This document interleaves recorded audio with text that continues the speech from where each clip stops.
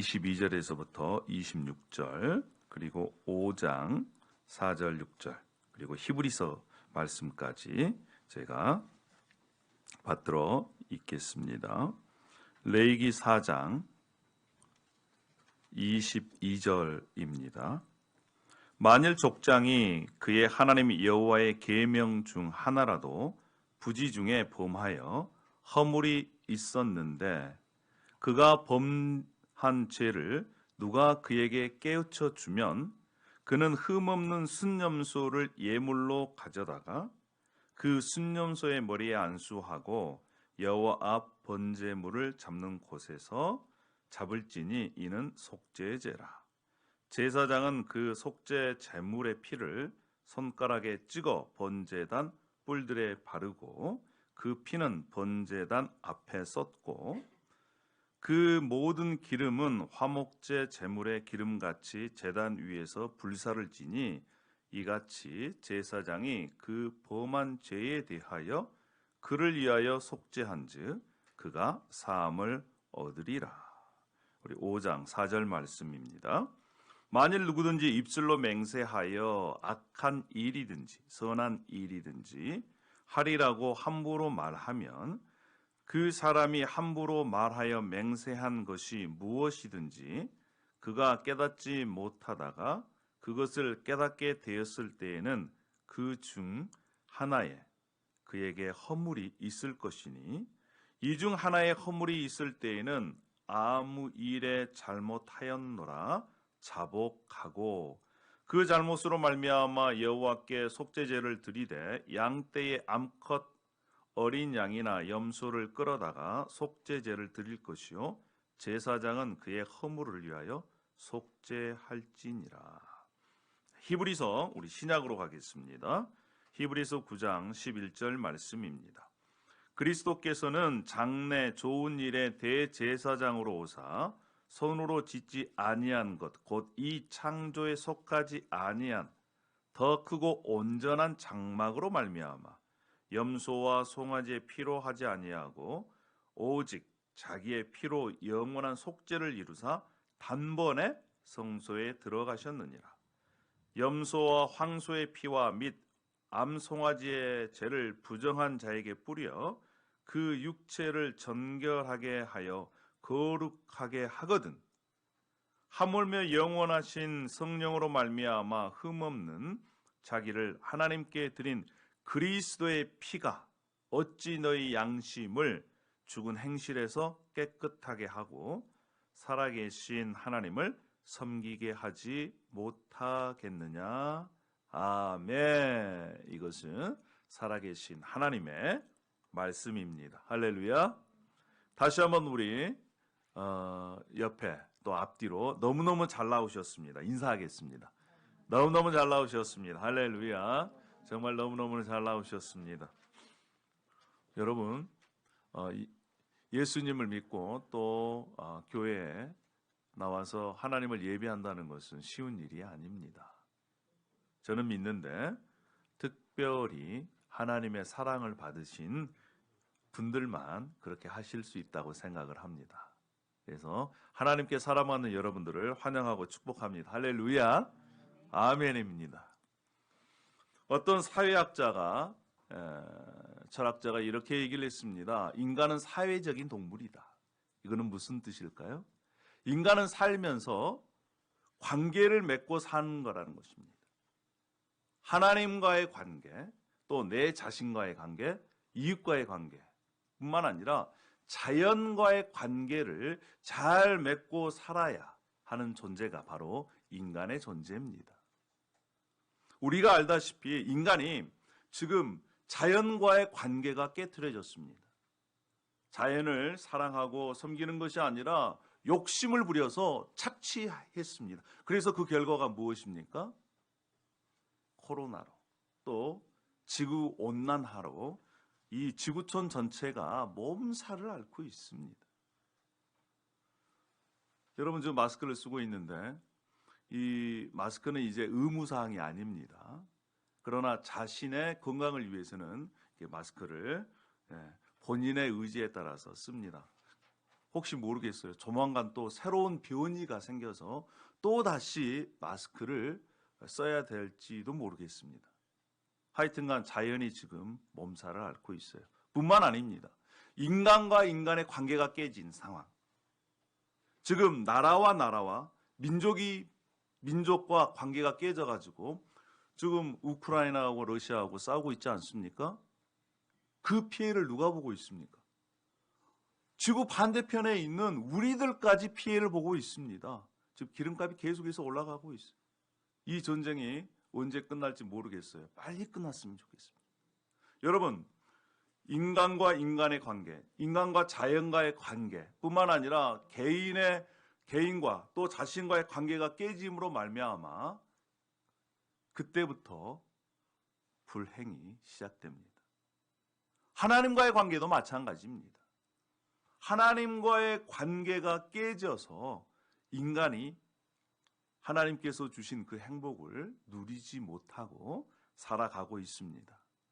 하나님과 인간의 깨진 관계를 다시 회복시키고 복원하는 방법을 알려주는 것이 오늘 저와 여러분이 읽었던 레위기의 말씀입니다.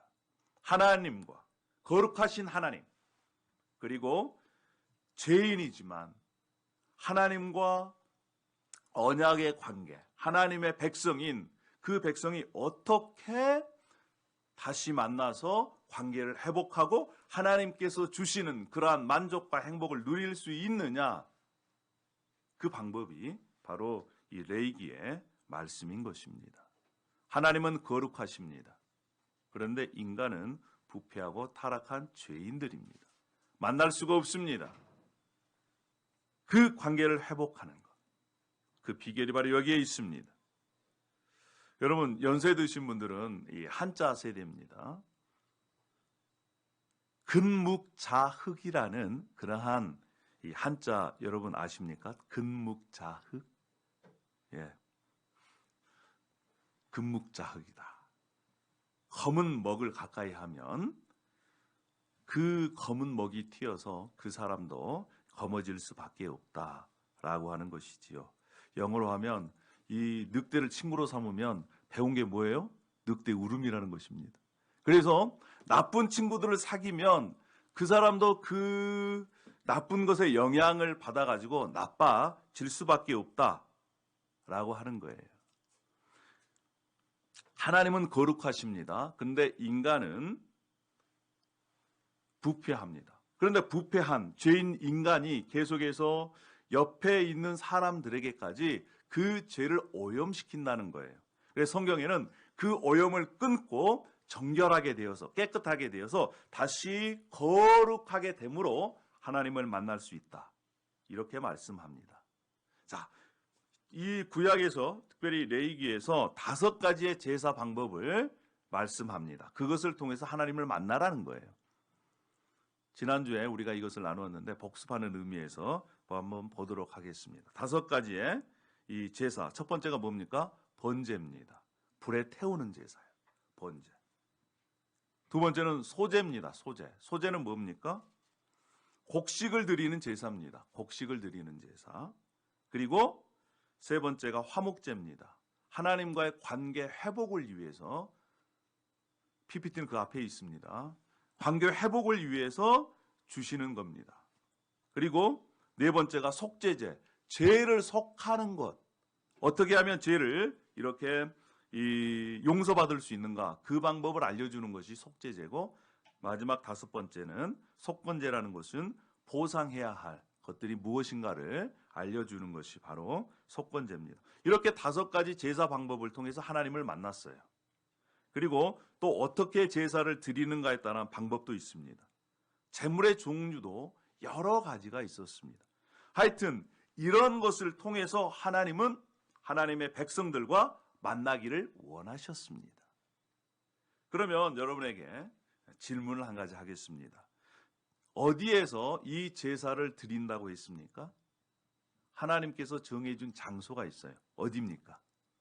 성막입니다. 성막. 성막에서 이 제사를 드립니다. 다른 곳에서 드리면 안 돼요.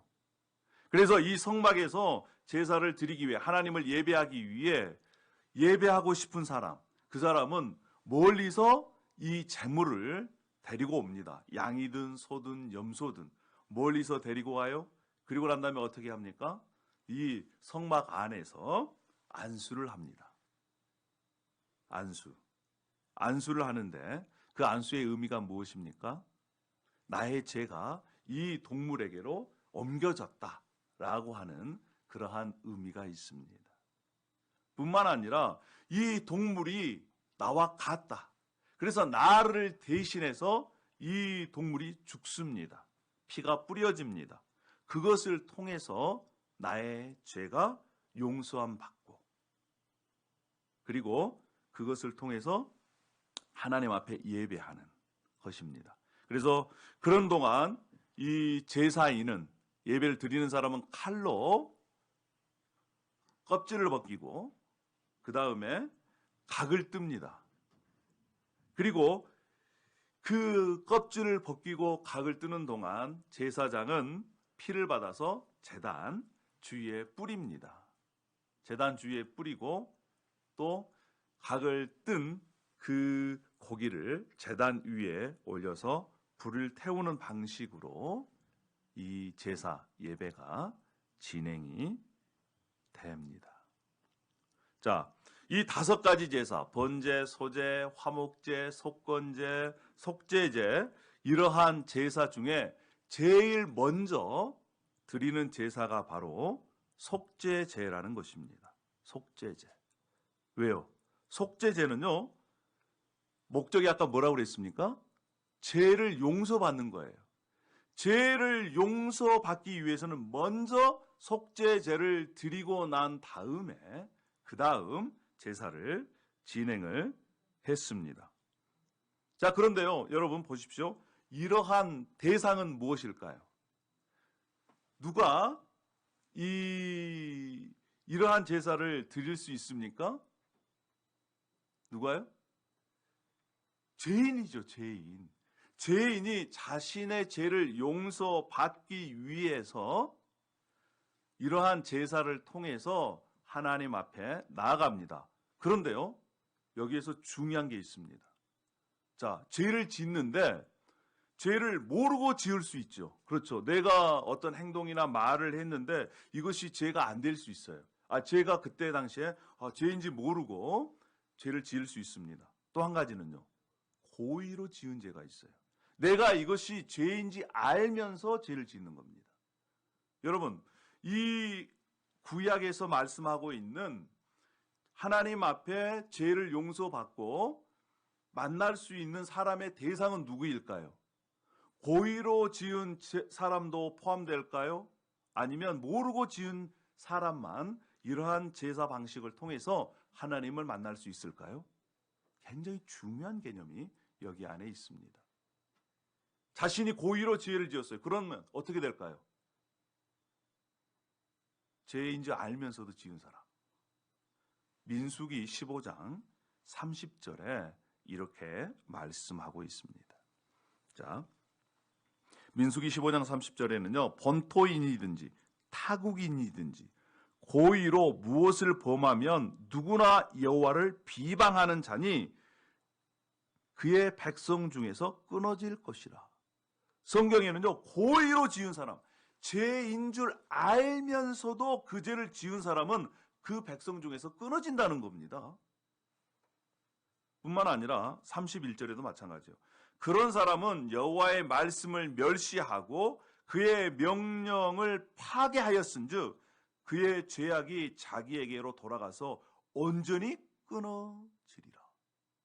와우. 죄가 죄인 줄 알고 하나님께서 말씀하신 것을 고의로 어긴 사람은 하나님을 비방하고 조롱하고 멸시한 자라는 거예요. 하나님의 명령을 파괴했기 때문에 그 사람도 파괴된다는 것입니다. 얼마나 무서운 얘기입니까? 고의로 지은 죄, 사형에 해당한 그러한 죄들이 레위기 17장에서부터 20장까지 나와 있습니다. 뿐만 아니라 그러한 죄의 목록을 보면요, 지금에도 그러한 죄를 지으면 안 될 것들의 목록들이 계속 나옵니다. 그래서 여러분 관심 있으신 분들은 레위기 17장에서부터 20장까지를 한번 읽어보십시오.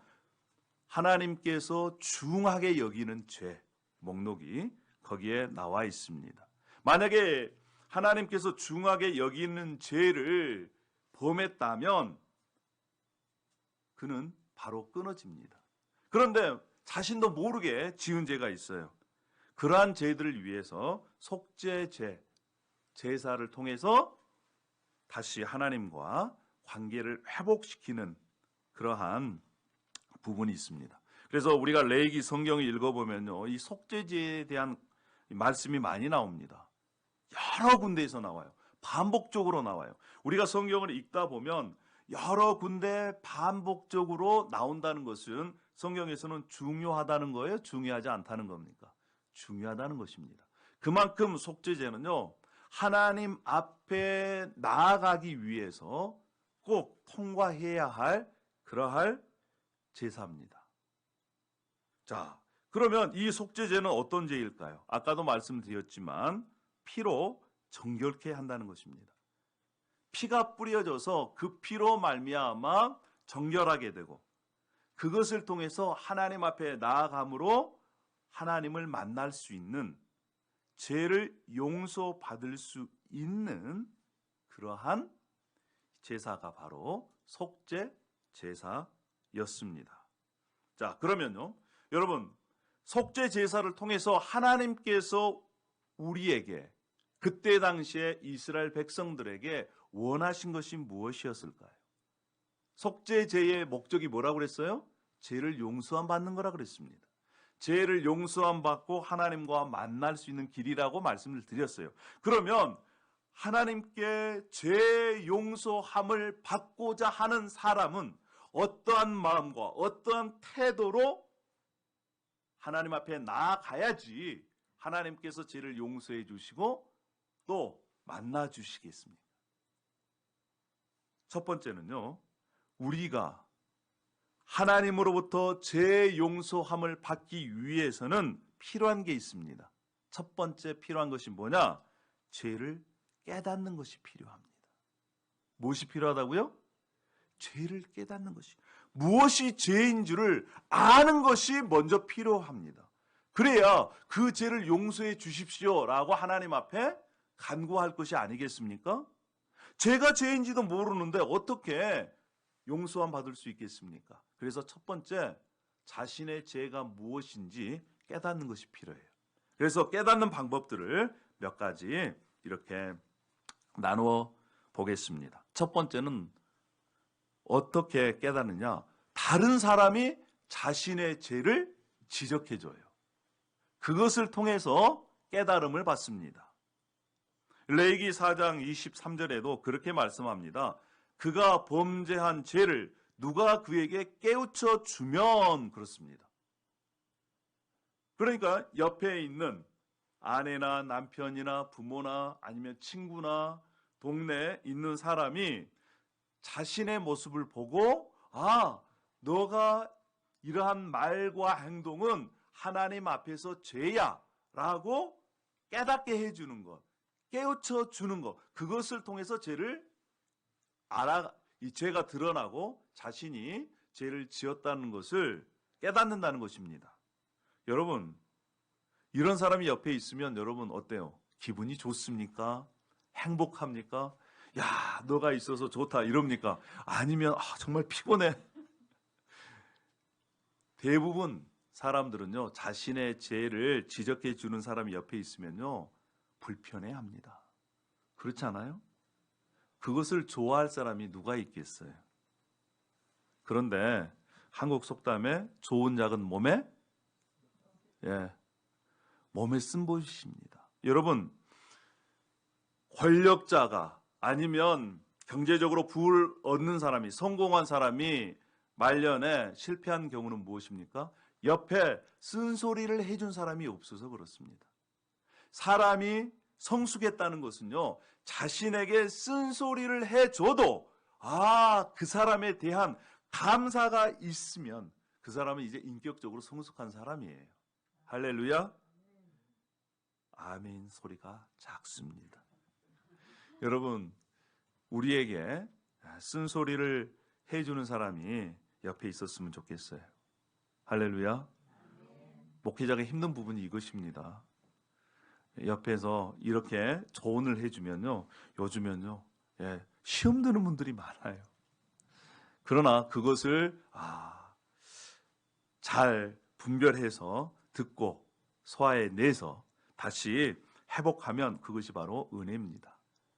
우리 주위에 특별히 하나님의 말씀에 비춰서 우리에게 우리의 부족한 부분을 알려주는 그러한 친구든지 배우자든지 아니면 그러한 분들이 있기를 소망합니다. 할렐루야.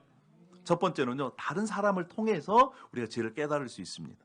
두 번째는 생각 속에서 죄가 깨달아지는 경우가 있어요.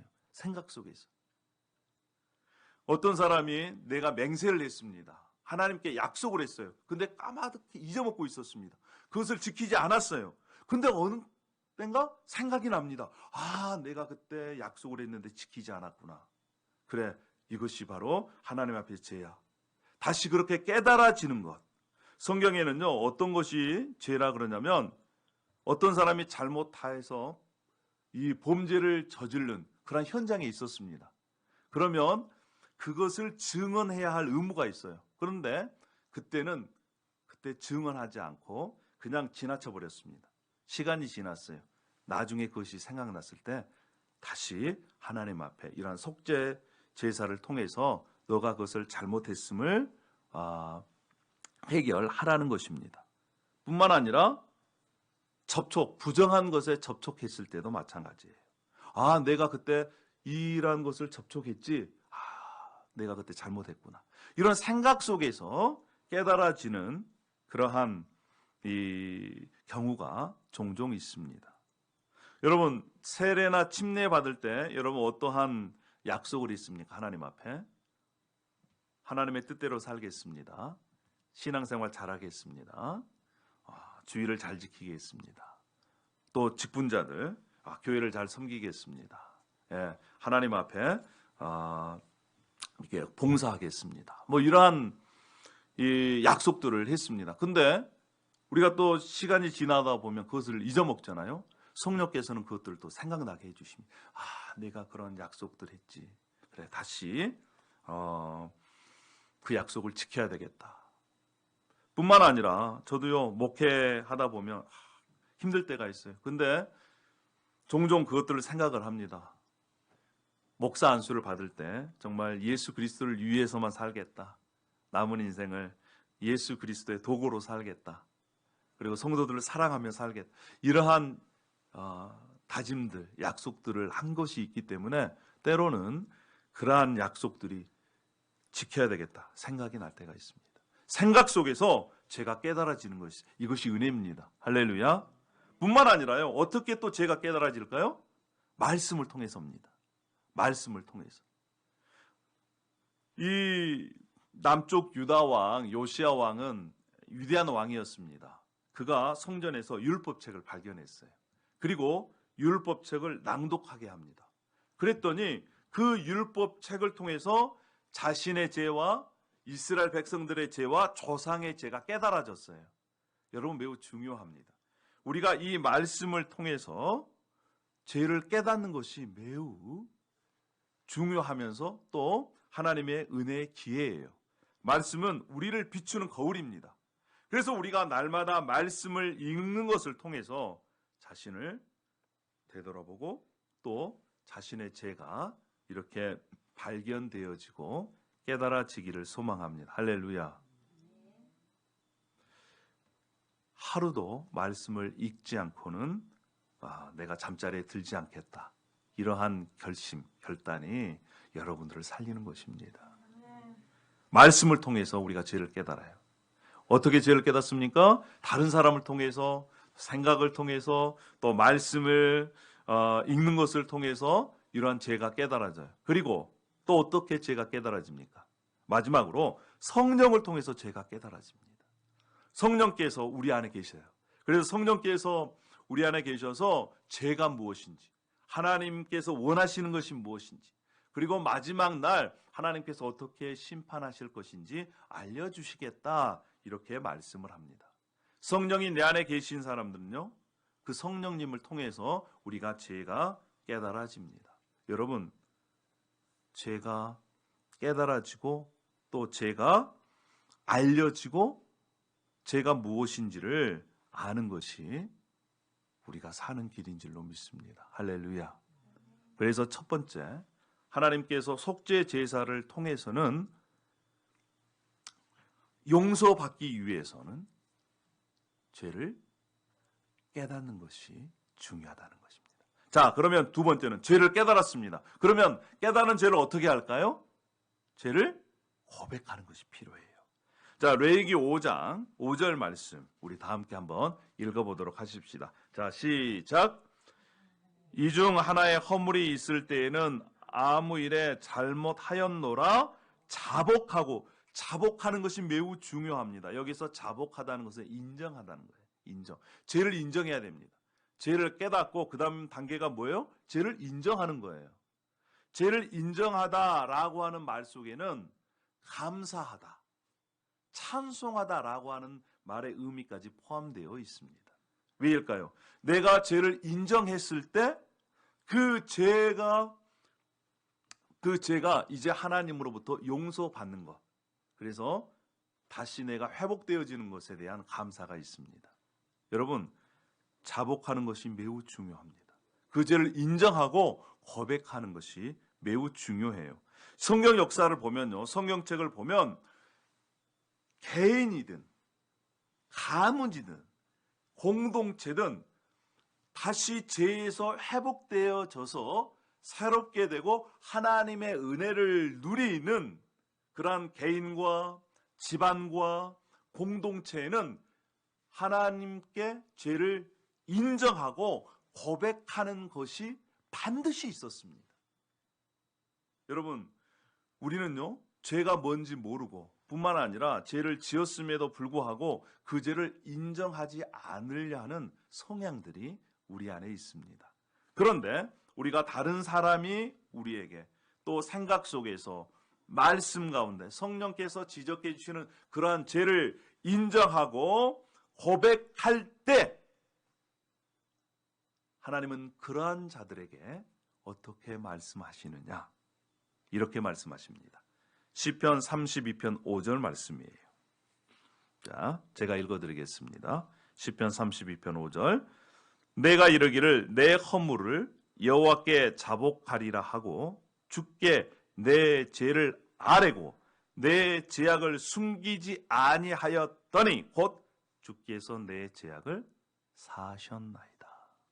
하나님께서 어떤 사람들에게 죄를 사하여 주신다고요? 허물을 자백하고 인정하고 하나님 앞에 고백했을 때 하나님께서 용서해 주신다는 것입니다. 뿐만 아니라 잠언서에는 이렇게 말씀합니다. 자기의 죄를 숨기는 자는 형통하지 못하나 자기 죄를 자복하고 버리는 자는 불쌍히 여김을 받으리라. 여러분, 내가 내 마음속에 그 죄를 인정했을 때 입술로 고백하는 것이 매우 중요합니다. 그래서 요한일서 1장 9절에는 이렇게 말씀을 하죠. 만일 우리가 우리 죄를 자백하면 그는 미쁘시고 의로우사 우리 죄를 사하시며 우리를 모든 불의에서 깨끗게 하실 것이요. 성경에는요, 부지 중에 자기가 알지 못했을 때 죄를 범했는데 나중에 그것이 깨달아졌을 때 하나님 앞에 그 죄를 인정하고 자복함을 통해서 하나님의 용서를 받는다는 것입니다. 자신의 죄를 인정하지도 않고 고백하지도 않으면서 그 죄를 용서받기 원하는 것은 하나님을 우롱하는 거나 마찬가지지요. 죄를 죄로 인정하고 고백함을 통해서 하나님의 죄의 용서를 경험할 수 있는 것입니다. 여러분, 그래서 하나님께서 원하시는 것, 그것은요, 내가 진정한 하나님으로부터 죄 용서를 받기 원하는 마음입니다. 자, 죄가 깨달아졌습니다.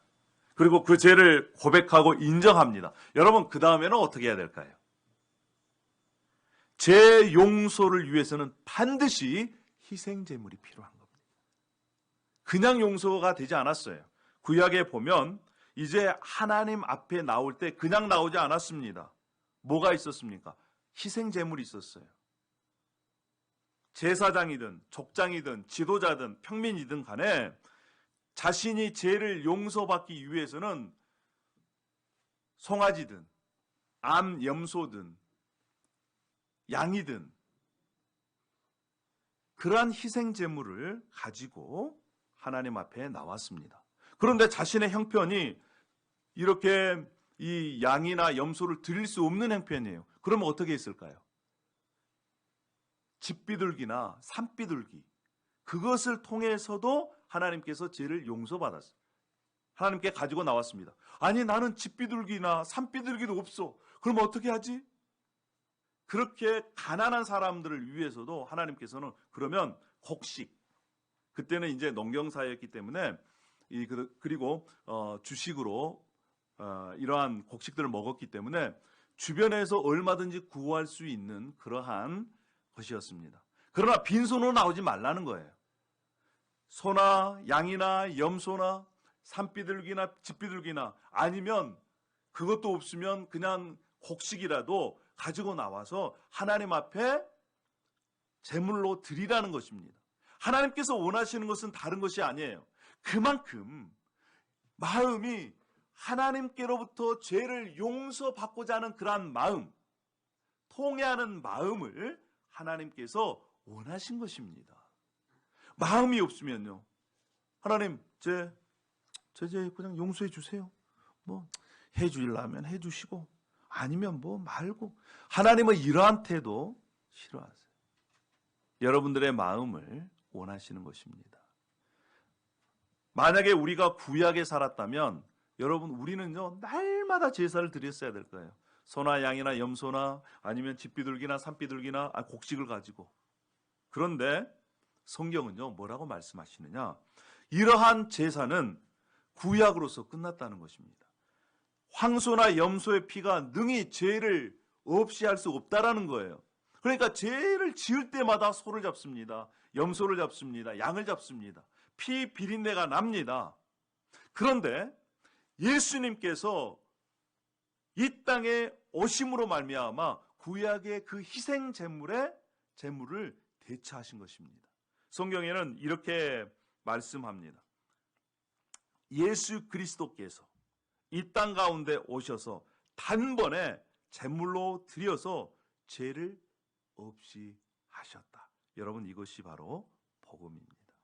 구약에는 하나님께 나아가려면 소나 염소나 양의 피가 드려졌습니다. 그런데 지금은요, 예수 그리스도께서 우리를 대신하여 이러한 희생 제물이 되었기 때문에 십자가에 달리신 예수 그리스도를 믿기만 하면, 예수 그리스도를 의지하기만 하면 우리는 하나님으로부터 우리의 모든 죄가 용서받을 수 있다는 것입니다. 여러분 믿으십니까?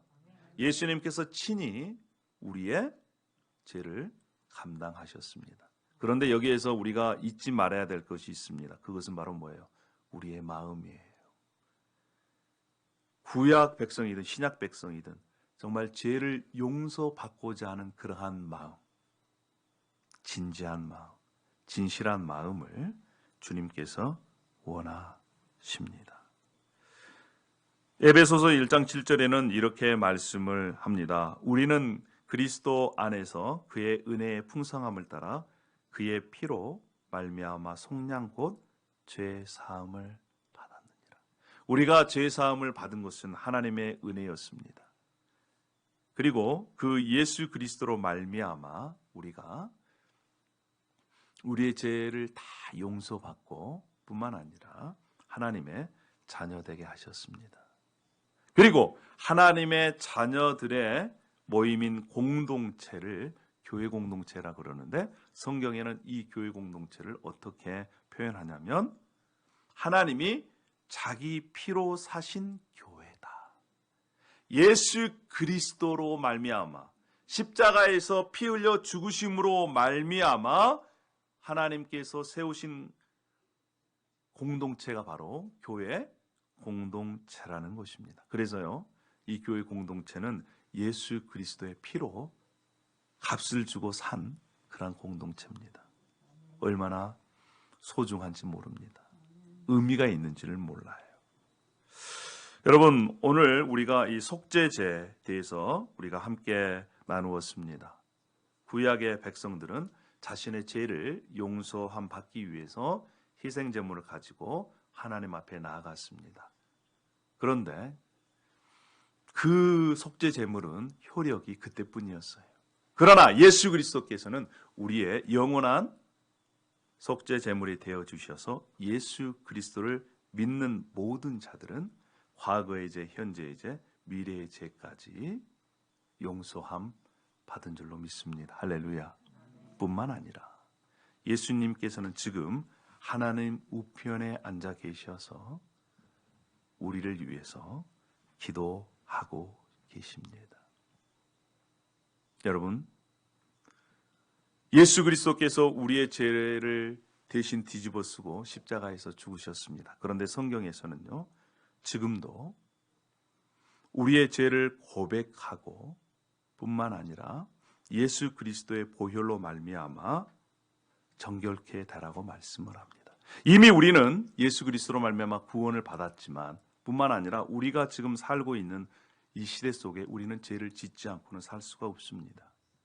그래서 날마다 우리의 자신을 부인하고 뿐만 아니라 예수 그리스도 때문에 예수 그리스도로 말미암아 우리의 죄 때문에 예수님께서 십자가에서 죽으셨다는 것을 믿고 우리가 예수 그리스도를 닮아가기를 위해서 날마다 힘써야 될 줄로 믿습니다. 이러한 예수 그리스도를 말미암아 하나님께서 주신 축복을 누리기 위해서는 그러면 우리가 남은 삶을 어떻게 살아야 될까요? 일주일 동안 뿐만 아니라 지금 사순절 기간입니다. 사순절 기간 동안 그리고 남은 인생 예수 그리스도를 만날 때까지 우리는 날마다 자기 자신을 십자가에 못 박고 예수 그리스도의 보혈로 우리의 죄를 용서해 달라고 기도함으로 날마다 나아갔으면 좋겠습니다. 할렐루야. 그것이 주님께서 우리에게 원하시는 것입니다.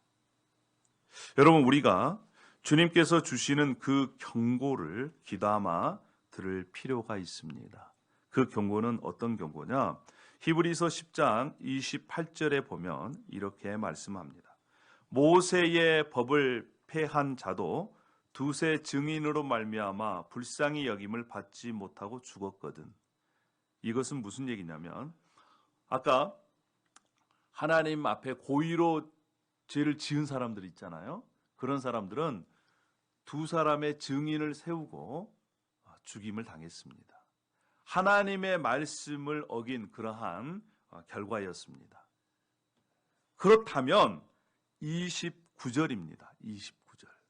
29절에 뭐라고 말씀하냐면 하물며 하나님의 아들을 짓밟고 자기를 거룩하게 한 언약의 피를 부정한 것으로 여기고 은혜의 성령을 욕되게 하는 자가 당연히 받을 형벌은 얼마나 더 무겁겠느냐 너희는 생각하라.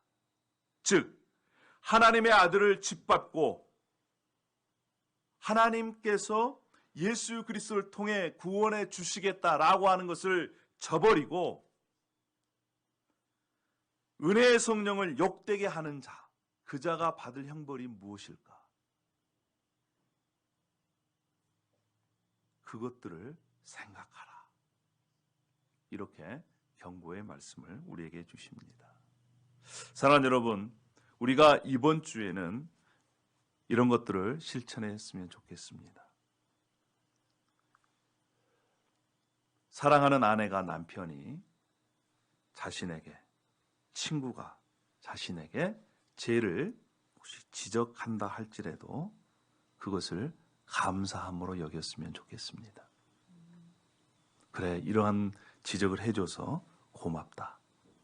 그러면 그것이 하나님 앞에서 바로 설 수 있는 길이고 여러분을 살릴 수 있는 길인 줄로 믿습니다. 할렐루야.